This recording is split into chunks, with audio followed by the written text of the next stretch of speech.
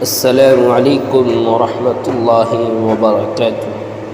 محترم ناظرین، امید کرتا ہوں اللہ تبارک و تعالیٰ کی ذات سے، اللہ جل جلالہ و عم نوالہ کی ذات سے تمام ناظرین خیر و عافیت سے ہوں گے۔ آج ہم بات کریں گے چھوٹے بچوں کی سوچ اور ان کی دنیا۔ بات کو شروع کرنے سے پہلے آپ سے ایک چھوٹی سی درخواست ہے، اگر آپ نے ابھی تک میرے چینل کو سبسکرائب نہیں کیا ہے، برائے مہربانی چینل کو سبسکرائب کریں۔ اگر چینل کو سبسکرائب کر دیا ہے، آپ کا تہہ دل سے شکریہ ادا کرتا ہوں، اور اللہ جل جلالہ و عم نوالہ کی بارگاہ میں دعا کرتا ہوں اللہ تعالیٰ تمام ناظرین کو خیر و عافیت میں رکھے۔ حضرت عبد الماجد دریابادی رحمۃ اللہ علیہ کہتے ہیں کہ اس بچپن کی عمر میں بس سارا دن مجھے ایک ہی فکر ہوتی تھی کہ شام کو ایک بیچنے والا آتا تھا، وہ کبھی گٹھریاں بیچتا تھا اور کبھی سموسے بیچتا تھا، اسی طرح کی چٹپٹی چیزیں بیچتا تھا۔ سارا دن بس مجھے اسی کی فکر ہوتی تھی کہ کب عصر کا وقت آئے اور وہ بیچنے والا صدا لگائے اور میں امی سے پیسہ لوں اور اس سے جا کر چٹپٹی چیز لا کر کھا لوں۔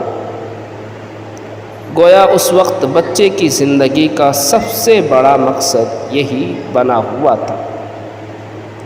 کہنے لگے کہ میں چھوٹا تھا تو ایک دن امی ابو آپس میں بیٹھ کر بات چیت کر رہے تھے تو کسی نے کہا کہ قیامت کا دن ہوگا، بہت گرمی ہوگی اور سورج بالکل قریب ہوگا اور ہر انسان پسینے میں ڈوبا ہوا ہوگا اور اس کے ساتھ بہت ساری مشکلیں ہوگی۔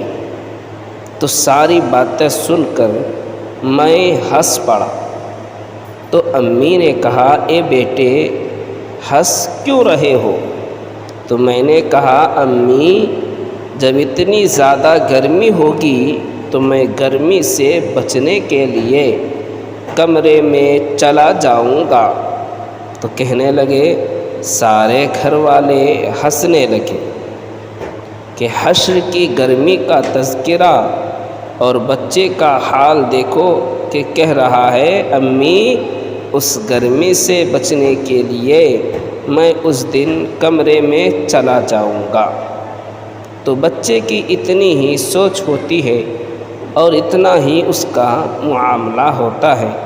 چنانچہ حضرت مولانا خلیل احمد سہارنپوری رحمۃ اللہ علیہ کے گھر میں ایک خادمہ کام کرتی تھی اور اس خادمہ کا نام رحمتی تھا۔ گھر کے کام سمیٹتی تھی، قریب ہی رہتی تھی۔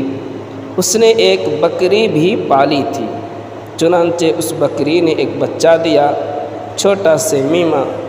مولانا یوسف صاحب رحمۃ اللہ علیہ جو حضرت مولانا الیاس صاحب رحمۃ اللہ علیہ کے صاحبزادے تھے اور جانشین تھے، بچپن کی عمر میں تھے، اور وہ حضرت مولانا خلیل احمد سہارنپوری رحمۃ اللہ علیہ کے یہاں آیا جایا کرتے تھے۔